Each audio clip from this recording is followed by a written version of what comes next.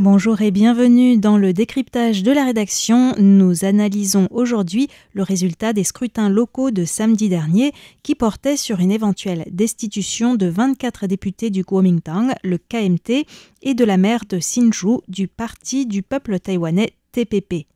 Aucun élu n'a finalement été destitué et nous verrons quelles peuvent être les raisons et les implications de ce résultat.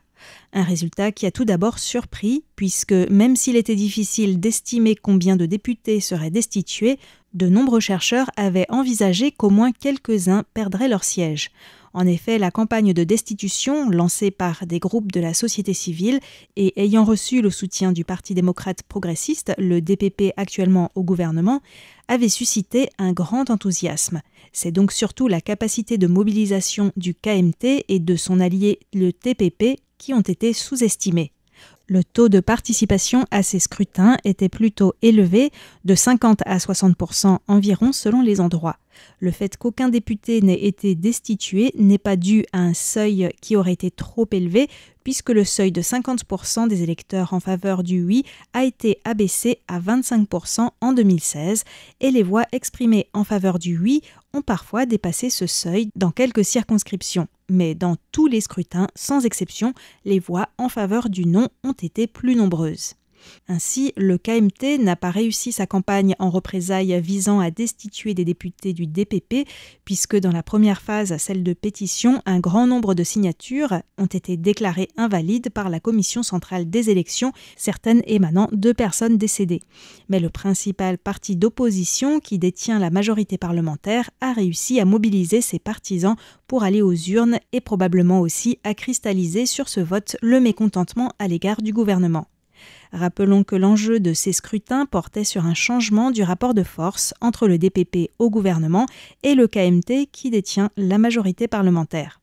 Depuis les élections présidentielles et législatives de début 2024, le président Lee Ching-dong n'avait pas les coudées franches au yuan législatif pour faire adopter les politiques promues par son gouvernement, puisque l'opposition détenait la majorité parlementaire. En effet, le DPP a perdu sa majorité avec 51 sièges sur 113 députés contre 52 au KMT et 8 au TPP, qui se rangent quasi systématiquement aux côtés du KMT. En mai-juin de l'année dernière, Taïwan a connu des manifestations devant le yuan législatif. C'est le mouvement Bluebird, de l'oiseau bleu, en réaction à des lois controversées proposées et adoptées par les députés du KMT, notamment une loi sur l'expansion des pouvoirs du Parlement, une réforme du fonctionnement du Conseil constitutionnel qui a débouché concrètement sur un blocage de la Cour et des coupes sans précédent dans le budget de l'État. Pour essayer de renvoyer le KMT à une position minoritaire dans l'hémicycle, des groupes de la société civile avaient donc lancé des pétitions pour la destitution de députés du KMT, mouvement d'une ampleur sans précédent. Mais comme l'a souligné dans une interview le chercheur associé américain à l'Academia Sinica, spécialiste des élections à Taïwan, Nathan Bato, les partisans de la destitution et ses opposants avaient une vision totalement divergente de la situation. Si les partisans étaient en colère à l'encontre des agissements de la majorité parlementaire, les opposants à la destitution s'indignaient quant à eux du fait que le DPP soutienne un mouvement visant à renverser le résultat des élections de l'an dernier. C'est ainsi que, paradoxalement, autant le DPP que le KMT se présentaient pendant cette campagne comme des protecteurs de la démocratie, mais chacun selon une interprétation différente. Écoutons maintenant deux personnes interrogées le jour du scrutin dans la 4e circonscription de Taipei. Monsieur Wang nous explique pourquoi il a voté pour la destitution. Parce que lors des élections, je n'avais pas voté pour cette candidate. Maintenant, j'ai l'occasion de m'exprimer à nouveau. Bien sûr, c'est aussi à cause de tout ce qui s'est passé au Parlement ces derniers temps. Ça entre aussi dans mes préoccupations. Madame Huang, quant à elle, s'est déplacée car c'était son devoir, dit-elle, mais elle était très remontée à l'encontre du gouvernement. Je pense qu'on n'a vraiment pas besoin de ça. C'est trop cher d'organiser ces scrutins. On devrait plutôt aider les gens touchés par le typhon. Je trouve aussi que ce n'est pas normal de remettre en cause les résultats des élections. Ça fait juste 1 an que cette députée a été élue. Lorsque je lui ai demandé si elle n'était pas mécontente des lois votées par le KMT au Parlement ces derniers mois, elle a tenu à souligner que malgré les coupes budgétaires, le budget 2025 de l'État était globalement similaire, voire même supérieur aux années précédentes, car le gouvernement avait au départ proposé un budget en forte augmentation. Ce qui préoccupe le plus Madame Huang, c'est que ces dernières années, la population ne bénéficie pas concrètement, selon elle, des fruits de la croissance économique. Il faut aussi préciser que les groupes de la société civile et le DPP ont souligné tout au long de la campagne la connivence du KMT avec la Chine et ont tenté de convaincre que voter pour les destitutions revenait à protéger Taïwan face aux menaces du Parti communiste chinois, un argument qui n'a pas été décisif ni pour M. Wang ni pour Mme Huang que vous venez d'entendre.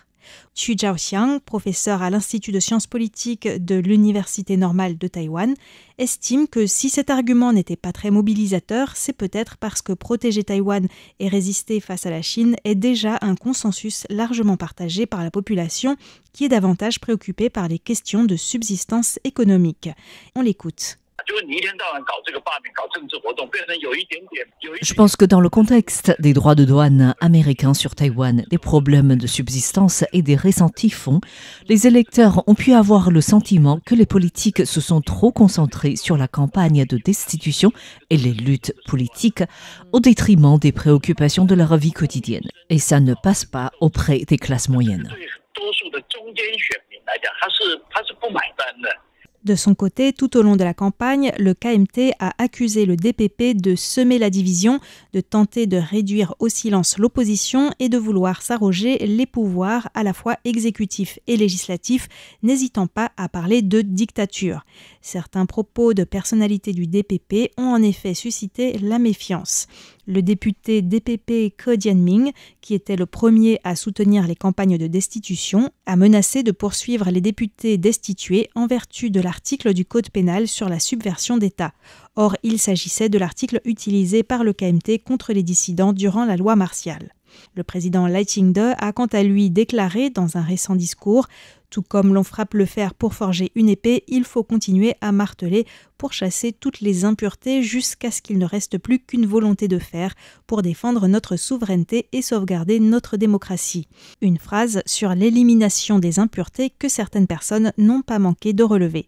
Lors du dernier rallye du KMT avant le scrutin, on a pu voir des panneaux dans le public représentant le président Lai Ching-te sous les traits de Hitler, tandis que les flyers étaient distribués pour insinuer que le gouvernement pouvait falsifier les votes en faveur des destitutions. Tan Yao-nan, président de l'association politique Interdétroit, a relevé que les slogans scandés par le KMT étaient souvent démagogiques, prétendant par exemple que si les députés n'étaient pas révoqués, chaque citoyen recevra l'enveloppe de $10 000 taïwanais, 300 €, votée en lieu et place d'une subvention à l'entreprise d'électricité publique Taipower par le yuan législatif le 11 juillet dernier. Et le KMT a également évoqué la possibilité d'augmenter les jours de congé et le fait d'éviter aux jeunes de faire la guerre.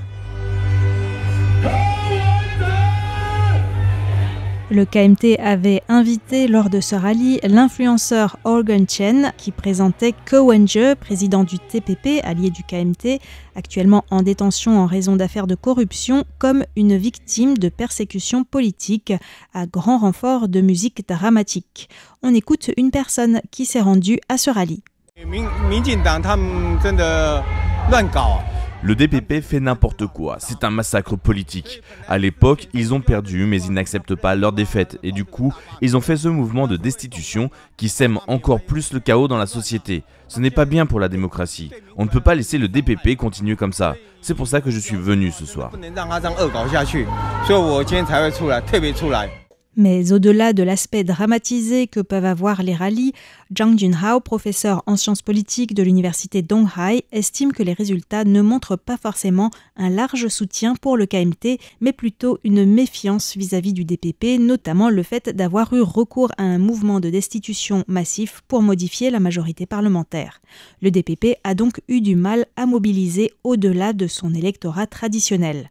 Cette analyse fait écho aux propos du KMT après le vote, qui a indiqué que les résultats reflètent le mécontentement de l'opinion publique face au choix du DPP de privilégier les manœuvres de rivalité politique à une amélioration de la gouvernance. Claire Lin est une Taïwanaise francophone du sud de Taïwan, mais qui n'a pas pu voter cette fois-ci car les destitutions se déroulaient dans d'autres circonscriptions, surtout dans la moitié nord de l'île, des régions où de nombreux électeurs sont plutôt proches du KMT, donc le résultat, selon elle, n'est pas si étonnant. Elle nous fait part de son sentiment, mêlé de respect pour les résultats du vote, avec toutefois une ligne rouge.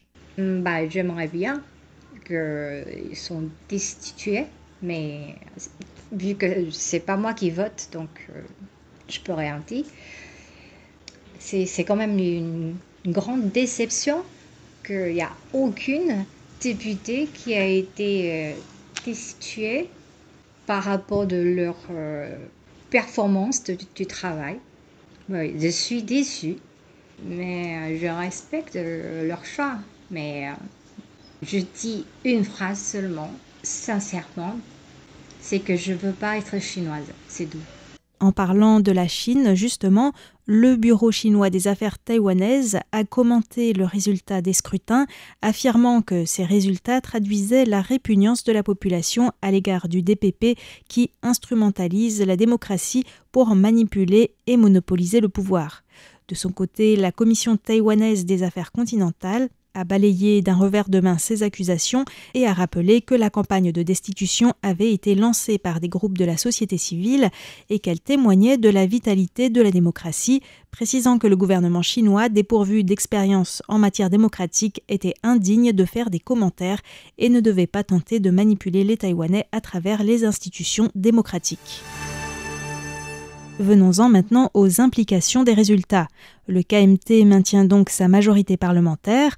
Certes, le 23 août prochain, 7 autres députés du KMT feront l'objet d'un deuxième scrutin de destitution, mais au vu des premiers résultats, les analystes estiment qu'il est presque hors d'atteinte pour le DPP de décrocher les 6 sièges qu'il convoite pour faire basculer la majorité parlementaire, 6 sièges qu'il ne suffit pas de destituer, car il faudrait aussi remporter les élections partielles qui suivraient.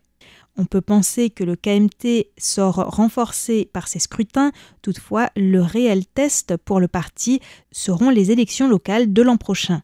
Bien que le secrétaire général du DPP, Lin Yao-chang, ait remis sa démission dimanche, il est intéressant de noter qu'à la fois le président Lai Ching-te et le président du KMT, Eric Zhu, ont tous deux déclaré qu'il ne s'agissait ni d'une victoire ni d'une défaite pour aucun parti politique, mais que ces scrutins témoignaient de la maturité de la démocratie. Fort d'avoir résisté à toutes les tentatives de destitution, le KMT pourrait toutefois se sentir renforcé et ainsi adopter une position plus véhémente au yuan législatif. C'est par exemple ce que pense M. Lin, un électeur favorable aux destitutions, que j'ai interrogé au lendemain des scrutins. Il craint que le KMT n'adopte dès les prochains jours une proposition de loi pour rendre plus difficile à l'avenir les tentatives de destitution. Du côté du DPP, on peut penser que ces résultats encourageront le parti gouvernemental à négocier davantage avec l'opposition, à faire des compromis et des concessions. Mais les positions étant parfois très éloignées entre le DPP et l'opposition, il reste à savoir si le DPP, le KMT et le TPP sont vraiment réconciliables. Il se peut ainsi que le climat politique demeure tendu ces prochains mois. En ce qui concerne les relations interdétroits, le président du KMT a souligné qu'il ne fallait pas interpréter les résultats comme étant pro-Chine ou pro-Taïwan. Cependant, dans les faits, le maintien de la majorité du KMT et de son allié TPP au Parlement convient davantage au gouvernement chinois qu'un retour à une majorité du DPP. La chercheuse américaine Bonnie Glaser, directrice Indo-Pacifique du German Marshall Fund, estime que si la polarisation n'est pas rare dans les démocraties, pour Taïwan, confronté à la menace de la Chine, cela peut être préjudiciable en matière de sécurité nationale. Le professeur japonais à l'université Tsinghua, Yoshiyuki Ogasawara, interprète quant à lui les résultats comme une victoire majeure pour le KMT, proche de la Chine, ce qui peut faire craindre une escalade de l'infiltration du Parti communiste chinois à Taïwan à l'avenir. Enfin, pour les groupes de la société civile qui étaient à l'origine de ce mouvement de destitution, Brian Heo, cofondateur du site New Bloom consacré aux mouvements sociaux, estime qu'il est probable que les militants resteront mobilisés dans la rue s'ils estiment que les agissements de la majorité parlementaire vont à l'encontre de l'intérêt des Taïwanais.